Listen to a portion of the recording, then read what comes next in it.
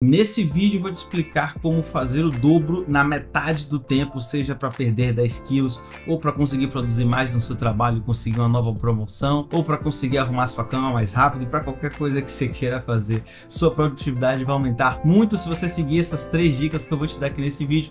E se você não me conhece, eu sou especialista, consultor, empresário, mestre em gerenciamento de projetos. Minha missão aqui com você é te ajudar a fazer mais em menos tempo, para que você tenha mais tempo livre e possa fazer as coisas que você gosta no seu tempo, no seu dia a dia, beleza?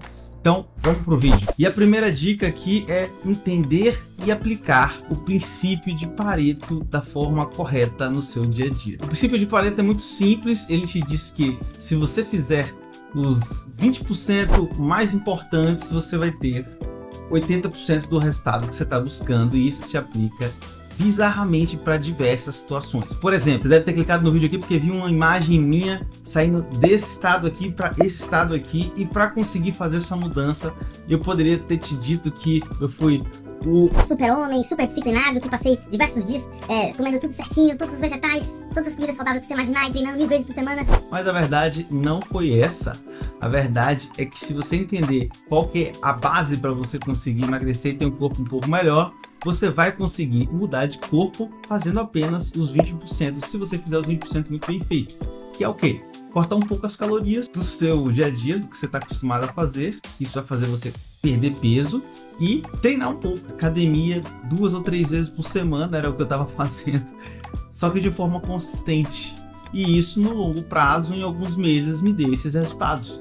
Poderia ter saído por aí fazendo milhões e milhões de dietas, dieta da água, da sopa, não bebendo água durante o almoço, não comendo antes de dormir, acordando e ficando sem comer, fazendo jejum intermitente, mas a verdade não foi essa. A verdade é que eu estava tomando meu café, meu almoço, estava jantando numa boa, só que eu cortei um lanche que era muito calórico ali, eu troquei por uma fruta e já era o suficiente para no longo prazo fazer diferença. Eu tenho aquele déficit ali de umas 300 calorias que já foram suficientes para fazer eu perder bastante peso e sair de 70 e poucos quilos para 67, 66, 67, que era o que eu tava mais ou menos quando essa foto foi tirada, tá? E é óbvio que se você aprofundar só um pouquinho o seu raciocínio e o seu conhecimento sobre o assunto, você não precisa ser nenhum especialista, e se você simplesmente mudar um pouquinho a sua dieta, você já consegue fazer esse déficit calórico. Eu poderia tentar mudar todas as minhas refeições, o meu café da manhã, o meu almoço, o meu jantar, mas não precisa. A única coisa que eu preciso fazer para conseguir esse resultado é mudar uma dessas refeições ou algumas dessas refeições, só um pouquinho o suficiente para me dar esse déficit calórico, que no geral é o que é o mais difícil. Eu já fui em dezenas de nutricionistas e infelizmente o resultado é muito parecido. Chego lá, ela me escuta por 1 hora, 1h30, uma semana depois me entrega uma dieta que eu preciso seguir, meio que arrisca, porque eu não entendo exatamente o que eu posso trocar pelo que, e às vezes as alterações que ficam disponíveis ali são poucas, são restritas, e a verdade é que o nosso dia a dia muda o tempo inteiro. Então o que eu percebi? Se eu simplesmente tentasse seguir a risca aquela dieta ali, ia ficar muito difícil para mim. Se eu tivesse dúvidas e quisesse trocar, e quando eu comia alguma coisa diferente, eu me frustrava.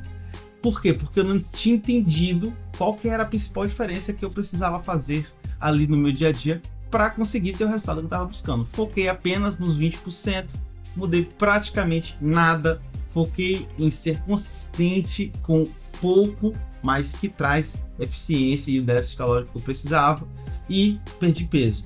Em compensação, eu sabia que se o déficit calórico fosse muito grande, ou seja, eu cortasse completamente uma das minhas refeições do dia, eu poderia perder também massa magra. Eu não queria isso.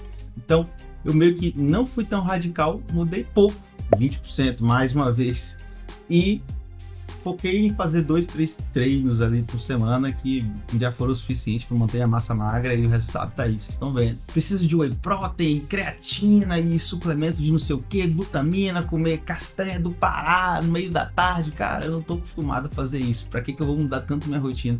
Para que eu vou me sacrificar tanto se às vezes essas coisas só fazem pouca diferença lá no final? Inclusive eu posso acabar me bananando, me frustrando por não estar seguindo a risca uma dieta. Então a ideia é: entenda o que de fato traz a diferença, faça essa diferença acontecer de verdade, e os seus resultados vão aparecer. Então para mim foi simples. Se o objetivo é perder peso, é definir mais, déficit calórico, poucas calorias a menos, 300, 400 calorias a menos, era meu foco. E quando eu ia pro treino, de semana em semana eu tentava progredir com minhas cargas, e isso ia me deixar cada vez mais forte. Meio que óbvio, mas é o básico, que muito bem feito, traz muito resultado, e às vezes é isso que você está precisando escutar. E a segunda dica também não é nada de outro mundo, mas traz muita diferença pro seu dia a dia. Time blocking, sim, eu tenho uma agenda, eu coloco exatamente o que eu vou fazer, quando eu vou fazer.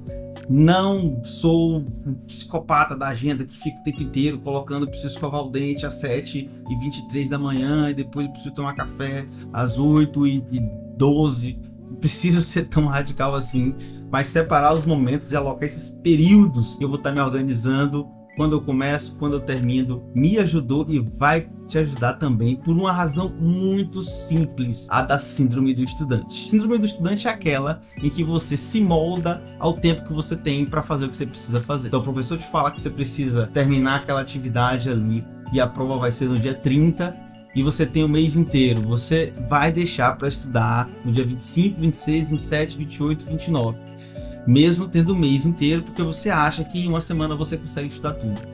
Mas se o professor te fala que você precisa fazer uma prova no dia 10, você usa o dia 5 ao dia 9 para estudar. Ou seja, como você organiza e como a regra é estabelecida para você, para o seu tempo, vai ditar como você vai estudar, ou seja, como você vai agir.